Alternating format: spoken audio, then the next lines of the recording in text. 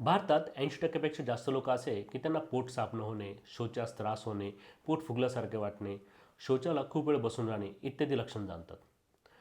आयुर्वेद काय सांगते तर चला आपण जाणून घेऊया. आयुर्वेदानुसार याला मलावष्टंभ असे म्हणतात, कॉन्स्टिपेशन. हे का होत असेल तर दिवसा झोपणे, रात्री जागरण करणे, फास्ट फूड खाणे, वेळेवर जेवण नसणे, विरुद्ध आसन व खूप सारे इत्यादी गोष्टीमुळे देखील असे होऊ शकते. मलावष्टंभ दूर कसा करता येईल, कॉन्स्टिपेशनसाठी काय उपाय करता येईल? आयुर्वेदानुसार मलावष्टंभ दूर करण्यासाठी तुम्ही मृदुवैरेचन करू शकता. गंधर्व हरितकी नावाचे चूर्ण भेटते. ते चूर्ण तुम्ही रोज रात्री कोमट पाण्यासोबत जर घेतले तर तुमचा हा मलावष्टंभाचा त्रास दूर होऊ शकतो. त्याचप्रमाणे एरंड तेल, रोज रात्री जर तुम्ही 20 ते 30 ml एरंड तेल जर दुधात घेतले तर तुमचा मलावष्टंभाचा त्रास हा दूर होऊ शकतो. रोज काय खायला पाहिजे तर रोज जेवणामध्ये तुम्ही पालेभाज्या ठेवू शकतात, गाईचं तूप इत्यादी घेतलं तर तुम्हाला हा त्रास होणार नाही. व मलावष्टंभ हा एक अशी गोष्ट आहे की त्यामुळे खूप सारे आजार उद्भवू शकतात.